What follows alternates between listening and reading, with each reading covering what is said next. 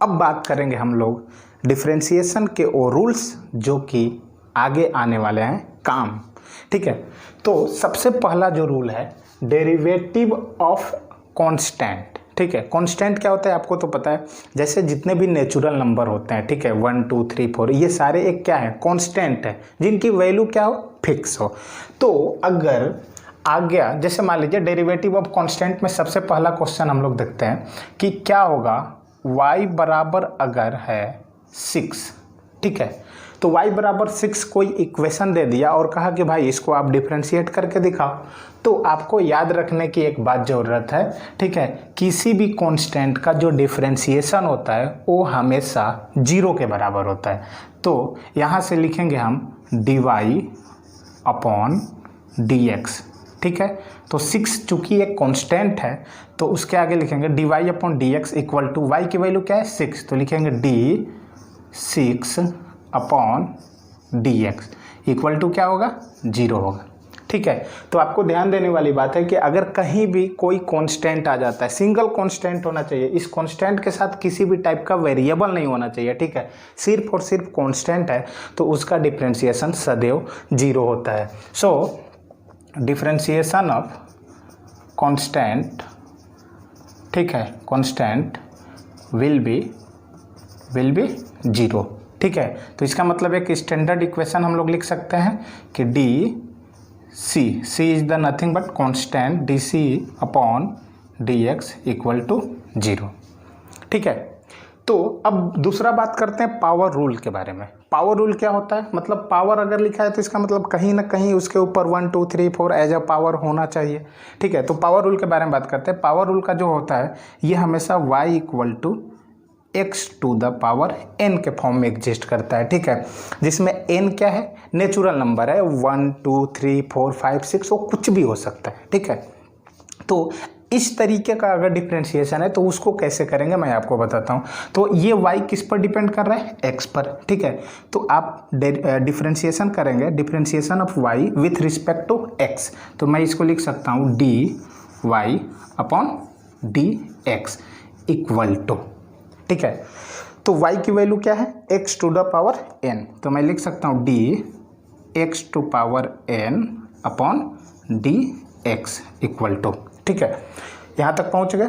अब देखिए अगर इस टाइप का आ गया तो इसका जो पावर है उसको सबसे पहले आप यहाँ लिख लो, जो भी x का पावर n पावर है तो n को सबसे पहले मैं यहाँ लिख लूँगा, n लिख लिए, मल्टीप्लाई, उसके बाद लिखेंगे x to the power n और पावर में से एक सब्ट्रैक्ट कर देंगे, एक घटा देंगे, n-1। तो ये बन गया फॉर्मूला किसका, y to the power y equal to x to the power n का। ठीक है, अब जैसे एक एग्जांपल लेते हैं। ठीक है, तो एग्जांपल 1 में हमने लिया, एग्जांपल में जैसे y equal to x to the power 7 है, तो यहाँ पर n का वैल्यू एक फिक्स कर दिया कि n की वैल्यू क्या है, 7 है। ठीक है, तो y यहाँ किस पर डिपेंड कर रहा है, x पर। ठीक है, तो मैं लिखूँगा dy upon dx equal to क्या हो जाएगा, जो भी पावर है उसको हमको पहले रखना है 7, x टू द पावर 7 और पावर में से एक क्या करना है, सब्ट्रैक्ट कर देना है, तो क्या मिला 7x टू द पावर 6। तो ये इसका क्या हो जाएगा, डिफरेंशिएशन हो जाएगा। ठीक है, तो ये डिफरेंशिएशन हो जाएगा किसका, x टू द पावर 7 का। ठीक है, थर्ड है कांस्टेंट मल्टीप्लिकेशन रूल। तो यार क्या होगा कि जैसे मान लीजिए ये किस टाइप के पैटर्न पर फॉलो करेगा, जैसे मान लीजिए y इक्वल टू, ठीक है, जैसे आ गया आपका c इंटू एक्स। ठीक है, जैसे y इक्वल टू है c क्या है, एक कांस्टेंट है, वो कुछ भी हो सकता है, 1 2 3 4 5 6, वो कुछ भी हो सकता है। ठीक है, और x क्या है, एक डिपेंडेंट वेरिएबल है। ओके, नहीं सॉरी, इंडिपेंडेंट वेरिएबल है। ओके, तो इस टाइप का हम डिफरेंशिएशन करते हैं, चूंकि अभी भी y x पर डिपेंड कर रहा है तो मैं लिखूंगा dy अपॉन dx। ठीक है, डिफरेंशिएशन करते समय आपको एक बात ध्यान देना है, y की वैल्यू cx है, cx equal to dx equal to, जो कांस्टेंट है ना आप उसको इस टर्म से बाहर ले लो। ठीक है, कांस्टेंट को आप इजीली बाहर रख सकते हो, ये बात याद रखना है। तो हम c कांस्टेंट है, मैं तो c को बाहर रख दूंगा, c into D x upon D x, समझ गए। जो भी कांस्टेंट होगा हम क्या करेंगे, उसको सिंपली बाहर रख लेंगे। जैसे इस पर एक एग्जांपल करते हैं। जैसे मान लीजिए y equal to 4x square है, ठीक है।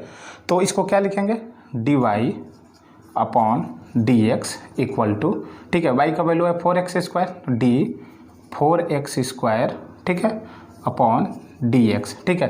तो 4 क्या है, कांस्टेंट है, तो 4 को हमको बाहर लिखना है। ये आप ध्यान से देखिए, तो ये बराबर हो जाएगा 4 times of, okay, D x square upon D x, ठीक है। तो अभी हमने देखा कि x के पावर n का अगर इस टाइप का कोई हो तो क्या होता है, जो पावर होता है उसको हमको लिख लेना है पहले। तो ये हो जाएगा बराबर 4 टाइम्स 4 इंटू पावर को हमने बाहर रख दिया, ठीक है, 2, और पावर में से एक हमने क्या किया, सब्ट्रैक्ट कर दिया। तो ये कितना मिल जाएगा, 4 2 जा 8, और x ये जो पावर होगा 2 - 1 1 के बराबर, तो ये 8x इसका आंसर हो जाएगा, ठीक है। तो अब बात करते हैं सम रूल के बारे में। सम रूल क्या होता है, जैसे मान लीजिए कि सम रूल देखिए होल्ड कैसे होता है। जैसे y equal to u plus v, दो फंक्शन है, ठीक है। यू भी जो है, यू है, ये भी फंक्शन ऑफ x है, और v भी जो है ये भी फंक्शन ऑफ x है। अभी हम एग्जाम्पल के थ्रू अभी बताएंगे आपको, ठीक है।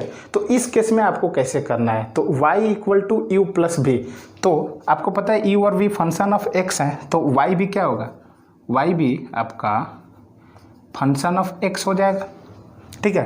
तो उसके बाद लिखेंगे dy upon dx equal to, अगर मान लीजिए एडिशन हो या सब्ट्रैक्शन हो, यहाँ सब्ट्रैक्शन भी आ सकता है, कोई दिक्कत नहीं है, माइनस साइन भी आ सकता है। तो आपको देखिए डरने की कोई बात नहीं है, आपको सिंपली क्या करना है कि पहले u को डिफ्रेंशिएट करना है, फिर v को करना है, मतलब कंटिन्यूअस वे में, ठीक है। तो मैं u को लिख सकता हूँ du upon dx plus minus dv upon dx, समझ गए। दोनों को मतलब अलग अलग डिफरेंशिएट कर देंगे कंटिन्यू मैनर में। जैसे इस पर क्वेश्चन देखिए कैसे आएगा, y equal to x cube plus x square, तो ये u प्लस v के फॉर्म में है। u क्या है, एक्स क्यू है, v क्या है, एक्स स्क्वायर है, दोनों u और v दोनों फंक्शन ऑफ x है, ठीक है।